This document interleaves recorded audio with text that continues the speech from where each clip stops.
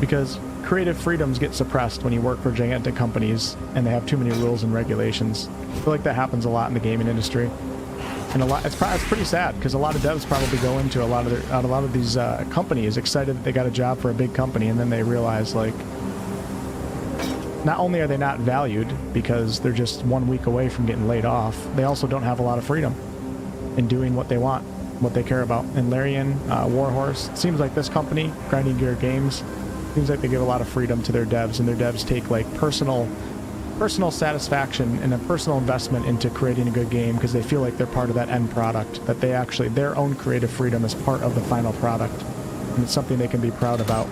I don't think that happens nearly as much for like studios that are under like Ubisoft and stuff like that. I don't think it, I mean, you can tell it doesn't happen nearly as much just by the quality of the games and how like soulless a lot of those games can be. I've got a sixth sense for games that have soul and passion behind them. I can pick those games out pretty good.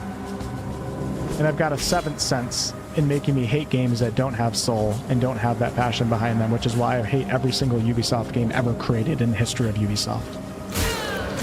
I'm just kidding. Maybe not every single game, but 99% of their games. I believe in traveling light. Ubisoft is like literally the prime example of what we don't want companies to become. They are like the prime example. They are the Walmart of gaming.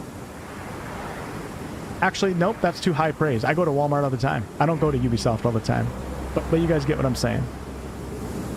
They're the... Oh my god, Kmart? Oh my god, you guys remember Kmart? They're the Kmart of gaming. Kmart sucked, dude. I used to hate that store. Oh my god, Kmart was so bad. It was like a downgraded version of Walmart. AC Valhalla. I played AC Valhalla for like 3 hours and then I quit, never to return. There's just something about the Ubisoft style. Just, I don't feel any passion or soul behind any of their games, and I just can't get into them. I need to try to stay open-minded, so maybe I can at some point in the future. And I think I'll probably give, what the hell's the upcoming Assassin's Creed? I'll probably give it a try, but my guess is I'm probably going to stop playing after the first session. And I'm certainly not, I don't think I'm getting a review code, so I'm going to have to spend $70 on it. Or I'll have to get the subscription service. If you guys sign up for like Ubisoft monthly sub, cancel that shit. Make sure if you sign up to get a deal on a game, cancel it that night, okay? And let the month run out so you don't automatically renew by accident. I feel like so many people sign up for subscriptions and they just forget about them. That's probably why Ubisoft is pushing it so hard, because they're banking on people that don't take care of stuff like that. If you want to try a game, pay the $18, cancel that shit immediately after. And then if you want to renew it at the end of the month, because you're still playing the game, then sure, go for it. Valhalla combat felt like a step back. I think I would agree with you on that, Tate. I remember like the first couple in combat encounters I got into, I was like, this is so basic. Like, there's literally nothing special about this at all. I think I thought it felt like a downgrade, too. I like the first Assassin's Creed game. I remember that. That was pretty fun. It was unique at the time. It wasn't like... I think, if I remember correctly, the first Assassin's Creed was not open world. I don't remember when they started doing that. It was a lot more focused of a game. That doesn't work on them. I probably shouldn't do that. So there's no open world checklist or anything like that, but after that I pretty much stopped playing. Tried playing The Division for a while. Thought it was a cool concept, but once again, it's just soulless open world grind.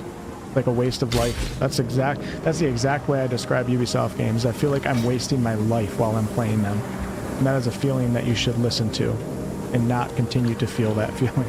I would rather be cleaning up dog shit than playing a Ubisoft game, alright? I mean, I'm just kidding. I want Ubisoft to fly me out so I can play the new Assassin's Creed early so I can talk about it. Just kidding.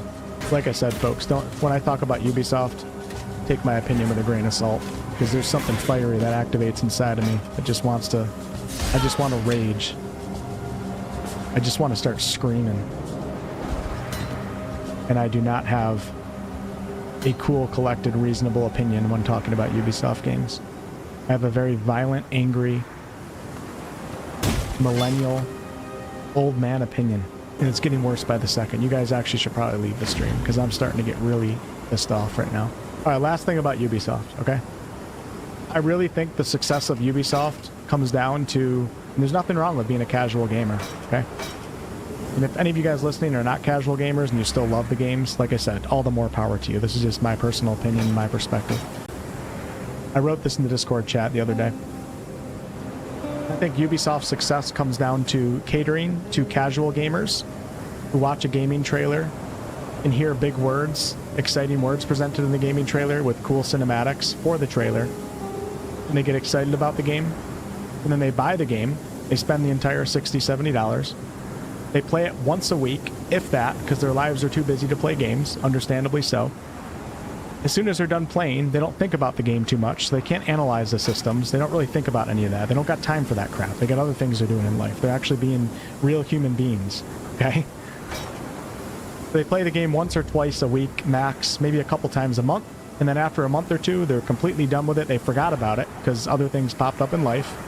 They don't really have a bad opinion of it because it was fun for a couple hours while they played it. They weren't thinking too deep on it. Then they quit the game 2 months later, which is exactly what Ubisoft wants because they don't want people dissecting their games too much because they're garbage and they're boring and they're soulless. Can't have people playing for that long because then you really see how bad the games are. So those players quit, and then Ubisoft already has another game ready to go, locked and loaded for the following year to then get that same exact customer back who probably doesn't even know what company the game came out from. They don't. Some gamers don't even pay attention to what studios make games. So that same gamer will spend $70 the next year for the next Ubisoft piece of garbage. Ubisoft gets their money again, and the cycle continues. Quantity over quality, baby. Kmart's of the gaming industry only care about their KPIs and their numbers, don't value customers as actual people that deserve quality products, probably don't value their devs. Could be wrong in saying that. I'm speaking from a point of ignorance on this topic. I would imagine they don't value their devs, though. I'm sure there's devs that work there that are passionate, that want to be passionate, even though their soul probably gets sucked out over time. And that's it. You got a bunch of suits sitting in the business room talking about how quickly they can sell a game to how many people that don't understand how the game works or what gamers actually want. And unfortunately, it seems to be a successful model. I can't do this just yet. Which is why when we see companies like Larian Studios, they're like a diamond in the rough. It's like everybody wants to talk about it because we don't get that often. But maybe we're getting it more often now, which is nice to see.